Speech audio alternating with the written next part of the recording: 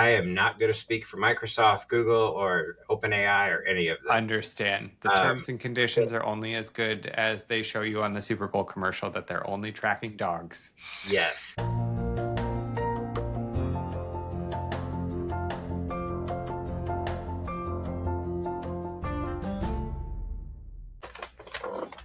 I don't know how we're actually going to start this thing, but I guess we can just do the short intro of this is a new feature of the Stratus Sphere podcast. We tried to do our own podcast. We're just rolling them all into one. So I am Owen, the marketing director for Stratus Services. I'm joined by Jason. I'll let him introduce himself. I'm the director of managed services. And so rather than talk about some of the deep, dark cybersecurity, Jason, because he does our managed service side of the house, we want to talk a little bit more about basic tech that you probably interact with on a daily basis. And so that's why we are here doing this thing. And so what are we talking about today, Jason?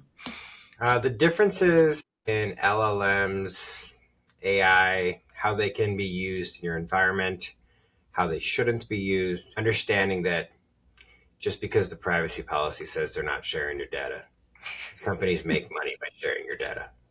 Yeah, that is definitely a big one. I wrote an article about why LLMs are different. Different from what? From each other. Oh, okay. And then as I rewrote the article 1,000 times, I realized I don't have enough experience in other LLMs as I do with the LLMs I have. The LLMs that you have or the LLMs that you have made? Okay, that you're using. Okay. Using a word? Yeah. But basically, like the problem is when you compare like Copilot, everyone talks about how bad Copilot is. And I think if you are comparing it to ChatGPT, it's horrible. Mm-hmm. The problem is you can't compare them because they serve a different purpose. Gotcha. ChatGPT is a open LLM that just has the internet at its fingertips. And so does Copilot. But the Microsoft money is not put into Copilot in that way. Copilot is to use business resources that it has access to that ChatGPT, without special modifications, does not have access to. That makes sense. And that's where is a big difference. Yeah.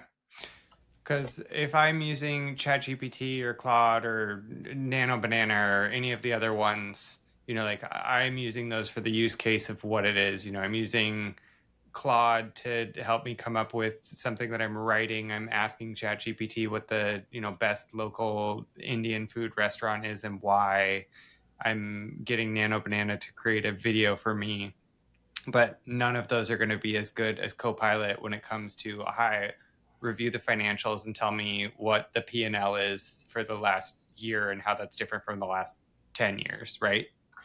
Right. And that's as long as you're properly leveraging SharePoint and properly exporting and storing financial documentation, in this case, financial documentation, nothing is going to give you the power of what Copilot can do like Copilot.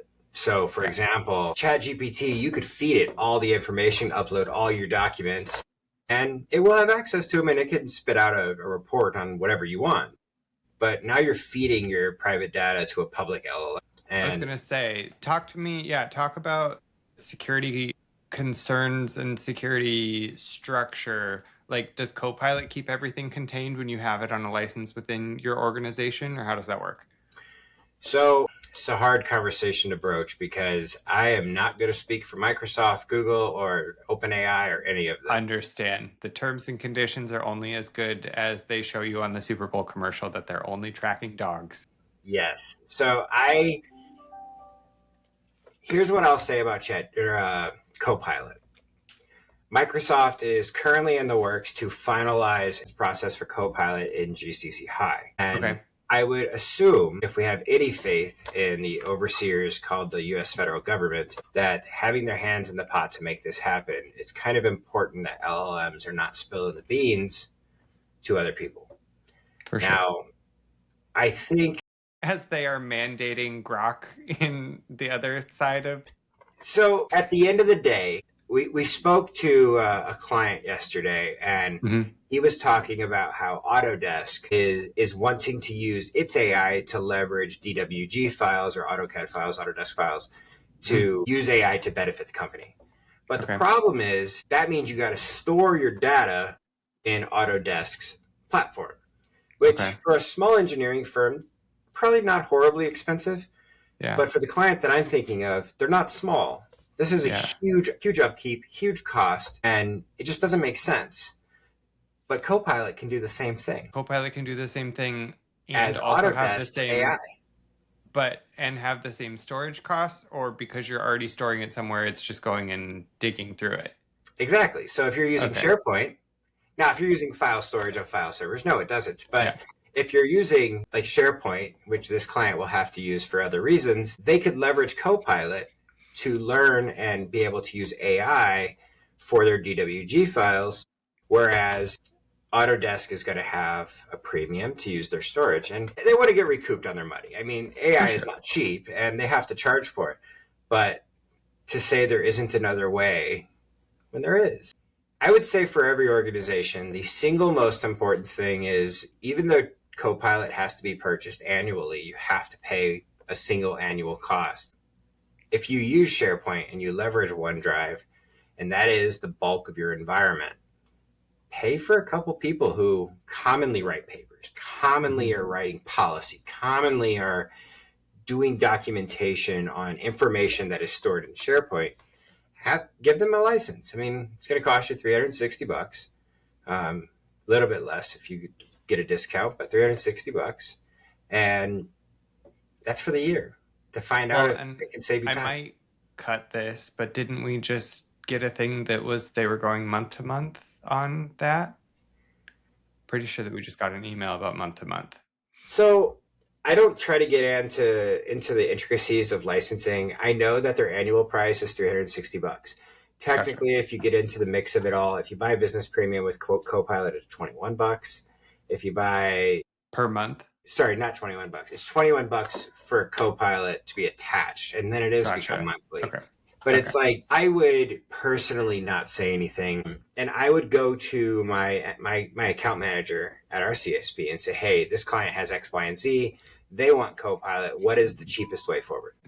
So as people are trying to make decisions on how to use LLMs within their business, and I'm not saying that they need to like give us a call and sign up for Copilot or whatever, but do you have like a summary pitch to someone as they go through the LLMs and integration into their practice or firm or whatever it might be? The question will always be, what's the purpose? Okay. What are you trying to leverage? Yeah. If you have the executive office suite wants to just help proofreading papers, I mean, use whatever you want. But when you start to get into the nitty gritty, you have to look at what each LLM does differently and why they're doing things differently. That's kind of the big one. I'm not an expert in LLMs. I don't implement AI for clients besides Copilot, and Copilot's not always the right answer. But neither is ChatGPT, and neither is everyone. So approach your IT, approach your friends that are in technology, and ask what they use and ask why they use it. Yeah, that's a solid way to do it. Well, Jason, it was great chatting with you today. I appreciate it. Thank you for your 2 cents on LLMs, and until next time. Thank you.